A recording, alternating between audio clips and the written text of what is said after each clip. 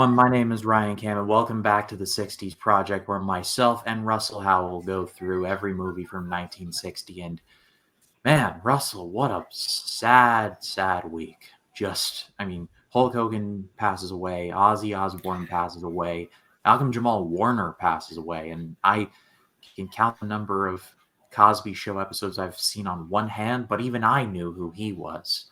So, yeah, just a really terrible week. Yeah, crazy. Obviously Ozzy, we knew his health was kind of going south, but that was just surprising just because a couple weeks ago they had Black Sabbath was playing and Ozzy was, sitting on his throne, with their farewell tour, farewell concert or whatever. And then Hulk Hogan just came out of nowhere. I mean, obviously his health was a little frail, but just to see, for that to happen as fast as that did, it was just really kind of crazy. And the other tragedy with the Cosby, Malcolm Jamal, that tragedy there with that. But we are here to talk about movies like we always do every Friday and give some distraction from the sad events of the world, and we shall try our hardest to do so. We got a double feature this time of, honestly, two very good watches all around. I enjoyed both of these, which with 60s it's been a bit of a rough draw, but here it's like I liked one and I especially liked another. You couldn't really go wrong with these two. No, I think this is a better drawing this week of films for sure. Well, let's get into it. If you like this video, leave a like and subscribe. If you're listening on Spotify, we'd like a follow and a 5-star. That'd be greatly appreciated. Thank you very much. But let's get into it. This is, first up, based on a real-life case that turned into a play. It is Inherit the Wind. Inherit the Wind makes news everywhere. This was directed by Stanley Kramer, who would go on to direct movies like It's a Mad, Mad, Mad, Mad World, Judgment at Nuremberg, and Guess Who's Coming to Dinner. So he secretly had a lauded career. And it starred Spencer Tracy, Friedrich March, Gene Kelly, and Dick York, among others. And as mentioned, this is based on an actual real-life court case from the 1920s, where a science teacher in the Bible Belt of Tennessee is accused of teaching Darwin's theory of evolution. I know that this sounds rather ridiculous, and it is, but back during that time, it was actually rather controversial to do something like that. And I can best describe this movie as the definition of a courtroom drama. It's basically Spencer Tracy and Friedrich March playing lawyers against each other. And I actually covered a version of this for the 99 Project. They released a TV version of this movie starring Jack Lemmon and George C. Scott, and I really enjoyed that version, and I really enjoyed this one. Your mileage is going to vary because it is a courtroom drama. This is very much two guys talking to each other. It's very legalese. It's like To Kill a Mockingbird or something like that. But I still enjoyed it. I was riveted throughout. Yeah, and I believe that trial was a Scopes trial, if I'm not mistaken. That is the one, yes. Yeah. Also known as the Monkey Trial. Monkey Trial, yeah. No, I always like legal films. My first degree was criminal justice. I actually wanted to be a lawyer. So I always appreciate the legal dramas and the legal, I'm just always enamored by that. I always am very fascinated by all that. So this one is, and you can throw some theology in there as well. This movie definitely makes you think. And you get some really great performances, and even like the shout out to I recognize the judge as the one guy from MASH. Harry Morgan, yes. Harry Morgan, yeah. As soon as I saw him, I'm like, that's the guy from MASH. So it's kind of funny. You kind of recognize these people from what they obviously, their breadth of work, But yeah, Spencer Tracy's fantastic. They're both the two leads are both fantastic in this film. this is really a cross section of guys that were big in the past, are big now, and would become big later on, because the teacher is played by Dick York, who a few years later would go on to star in the TV series Bewitched, and that's pretty much the thing that you know him for. He did things before this, like he was in episodes of The Twilight Zone that I can recall, but Bewitched was the thing he would become known for. Yeah, that catapulted him into, obviously, like, you know who he is, you know? Yeah, and the two lawyers, as mentioned, are played by Spencer Tracy and Friedrich March, both Oscar winners. Like, Spencer Tracy won 2 Oscars in his career. So the acting talent is just like off the page. And as mentioned, this movie really is just a duel between the two of them in terms of their legal prowess. It's like just a little bit of setup. It's the arrest. It's the reporter, played by a strangely devious Gene Kelly. I was not used to seeing him that devious, but there that is. And then it's straight into the case. And so, like I said, with the 99 version, it's really going to depend on your tolerance for people going like, Your Honor, a lot. But if that's your bag, you're in heaven with this one. Yeah, I mean, and I always call these films like slower burns. These are ones that are not going to like wow you with like action, or I mean, these are ones a lot more thought provoking. You're gonna have to sit down, you have to digest it, think about what's being said, what's going on, just the scope, no pun intended, of of the film. And it's definitely the type of film that, like you said, you gotta let it breathe. You either like this type of genre or you don't. I don't think there's really a middle ground on this one. And if you can, you know what I mean. It's just one of those things where it's definitely worth the watch, and it's a little bit more. It's a longer watch. It's like 2 hours and 10 minutes long. So it's definitely like a longer watch, but definitely worth it if it's your bag, for sure. I'm going to give this one a great rating just based on the strength of the performances alone. You really need good performances in a movie like this, and it more than delivers. I feel like a movie like this walked so something like Judgment in Nuremberg could run, or the swath of legal thrillers we got in the 90s from guys like Joel Schumacher and like based on John Grisham novels. Like this movie walked so those movies could run. And I'll throw The Judge, the Robert Downey Jr. one, in there because I think that movie's quite underrated. But if you enjoy legal thrillers, like this is not, I don't think this is the one that started them all, but I feel like this is like the one that set the template, if you will. Yeah, I mean, and I would give shout outs to like The Firm. I like that's a solid 90s legal drama. Obviously, The Client, another Grisham novel. Like you said, The Rainmaker, Francis Ford Coppola. You have a lot. I mean, Runaway Jury is another good one. I think that's a Grisham book as well. The Lincoln Lawyer. You can go ahead and throw them down. Like, there's a lot of legal dramas. The Judge is super underrated, I feel like, too. It gets a lot of hate. Where I don't really think it needs to. And Juror Number 8, that's another one. You can throw that one out too. That's a recent one from Clint Eastwood. But yeah, there are definitely a lot of legal dramas out there. But My Cousin Vinny, when done right though, definitely leaves you with like those types of performances. Obviously, 12 Angry Men, classic. I have not seen My Cousin Vinny all the way through, but I still remember the clip from Joe Pesci where he's like, everything that guy just said is bullshit. Yeah. Thank you. I love that clip so much. It's great because, Pesci does such a great job in that film. Marissa Tomei is great. It's definitely worth the watch it through. You'll appreciate it. It's definitely a good film. Well, let's get to the other half of our double feature, a stark departure from contained legal thriller to out of bounds like haunted house movie. It is House of Usher.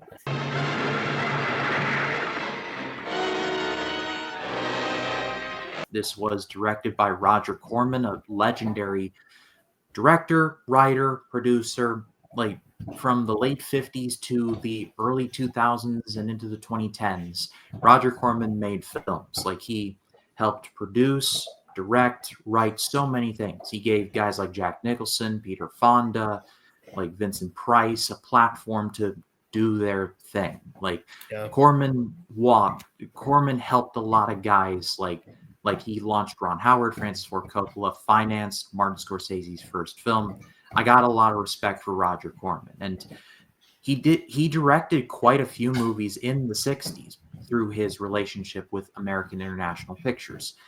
And this was a very personal film for him because he wrote a book report on the fall of the House of Usher, which is the book written, or not the book, but the short story written by Edgar Allan Poe, which is the basis for this movie. It tells the story of a man named Philip Winthrop, played by Mark Damon, no relation to Matt that I am aware of, who goes to the House of Usher, who's living there.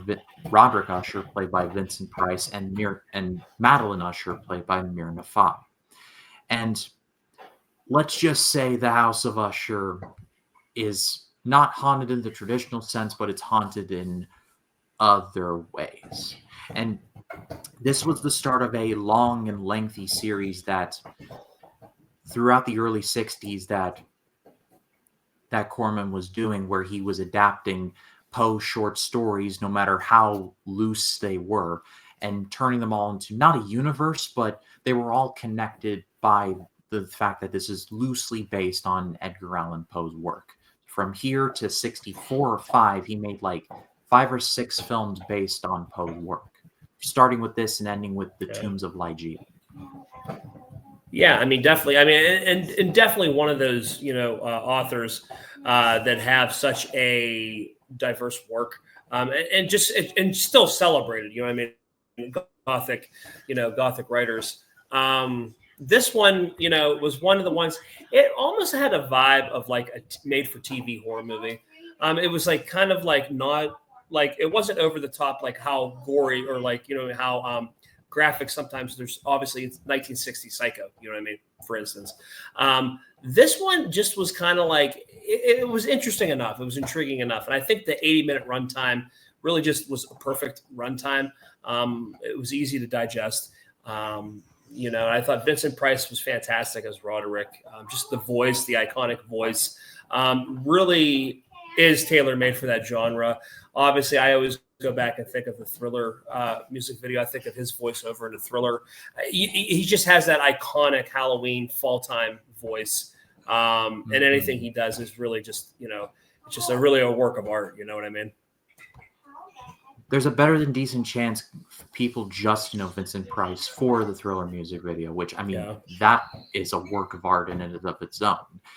But he had a long career in movies in general, but mostly horror. And starting with a movie like Tower of London and going up to like the late 70s, early 80s, like Vincent Price was a horror actor. And he was in movies like The Tingler, which is just an insane movie. Maybe we'll get to it one day, Russell. I sincerely hope we do. Good. But he was also in House of Long Shadows, where he is related to Peter Cushing, Christopher Lee, and John Barrymore in like a great like Venn diagram of horror past and present. And that's just stuff I remember off the top of my head. This movie, if it sounds at any point familiar, it's that there's been many House of Usher movies. However, the most famous version is the one that was made in 2021 by Mike Flanagan for Netflix. I have not seen it. I know I'm one of the 3 people that have never seen it. I will see it one day. I'll cover it for Scary Mania, but it just haven't gotten around to it yet. I've heard nothing but amazing. Yeah, it's solid. I don't even know if we finished it or not. I kind of forget too, actually. So shame on me if I didn't. But I know my wife and I started it, if not finished it, or she might have finished it and I didn't, because sometimes we did that with like my work schedule. My work schedule was I was working, all crazy swing shifts, and I know she might have watched it and just continued to watch it because I wasn't able to watch it. But I definitely remember seeing some of the episodes, and Flanagan just does a great job. Definitely has an eye for horror films. Obviously with Dr. Sleep and all that stuff that, I think he's a very talented director. And he definitely has a passion for the horror genre. So like I said, that would probably be the most famous. Yeah, I would say the most famous of that adaptation, obviously, is Flanagan's. Definitely something listeners should definitely check out because it's pretty solid. And for Scarefest, if I haven't watched all that, if I haven't watched all of that, maybe I would be okay to cover that with you, just to like a refresh. We'll talk for sure. To your point, this movie feels very much like it would be made for TV nowadays. Yeah. That was kind of the Roger Corman playbook. He made movies Yeah. very cheap. He made them on schedule. Like he saved money where he could. That's both a curse and a blessing. Some of his movies are not great looking, like if you look back through a modern lens. However, he tried to make the most with whatever he had. And I feel like that definitely shows here. Yeah. I remember reading this tidbit where in a snap decision, Corman was asked, "Where's the monster in the movie?"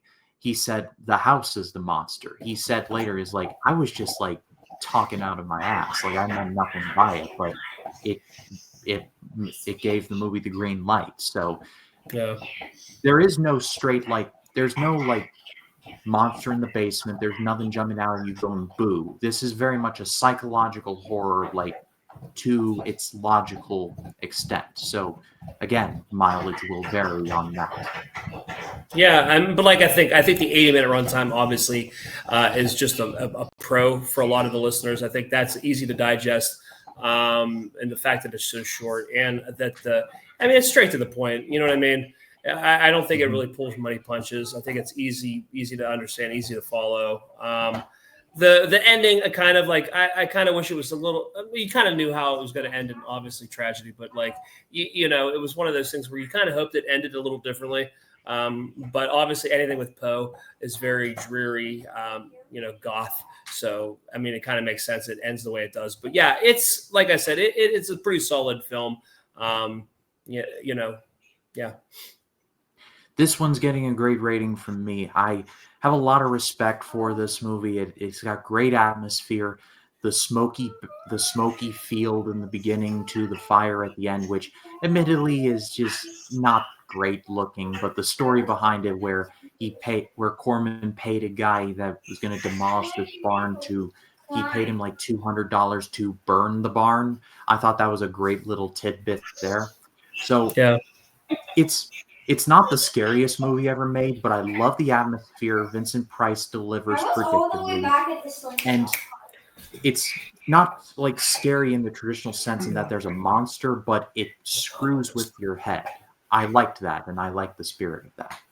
Yeah, no, I do too. Like the practicality of him shooting it, I think was, kind of genius at the time, because obviously, money was super tight, even tighter back then, I'm sure.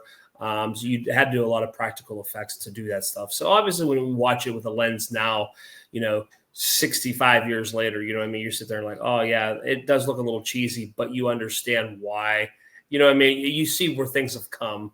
And yeah, so you have a different appreciation for those types of film. Yeah, it's funny that you look at something like this and you go like, oh, well, that didn't age well. But then there's other stuff where like, wow, that's actually pretty clever. And there's like almost no in between. There's no like that was kind of there. Yeah, it's either there or it's not there. You get a lot of those movies where you're like, wow, that's aged bad, or hey, that's aged pretty good. You really don't get yeah, it's either good or bad for the most part. Yeah, but I passed off to all of you. What did you think of either of these movies? Let us know in the comments. We would love to read what you have to say. And it's a pleasure, as always, to talk with you every Friday, Russell. Tell the people where they can find you. Yeah, the good people can find me. Notorious by Chance is the Facebook group there. We still have to record Honora. I keep talking about Honora. I'd really like to just record her already and get her out of the way. But our schedules we were supposed to record last week and we didn't get a shot to. You guys could also catch me. I did a show called Settle the Score. It's hosted by Matt Nose, and it happens to be like a music trivia. And I played JTE, and it was an all sports match. Actually, really cool if you check that out. And then, like I said, you guys can find us anywhere. Notorious by Chance on YouTube. We just did a show last week where we ranked all 32 teams. We put their Mount Rushmore of players. So that was kind of fun to do that, just to go through all 32 football teams and actually pick out their 4 best players of their franchise ever. So that was a fun episode to do too. Shout out to Matt Nost. Only the real ones will remember the top 10 show. Heck yeah, man. But all those links will be in the description. Go give them a subscribe over there. As far as this channel goes, next Friday we will be going back to the year 2000. We'll be taking a look at a very weird boxing movie called Price of Glory, and one of the first DreamWorks animated movies ever made, The Road to El Dorado, which is like an okay one, but it's coming off of The Prince of Egypt, so the decline in quality is definitely noticeable. But we'll get to that. But you get Elton John music, so you gotta try to scale it out. But yeah, what you don't get on the swing, you get on the roundabout. For sure. But if you like the video, leave a like, subscribe. We would greatly appreciate that. For Russell, my name is Ryan Cam. We will see you all in the next one. Y'all take care.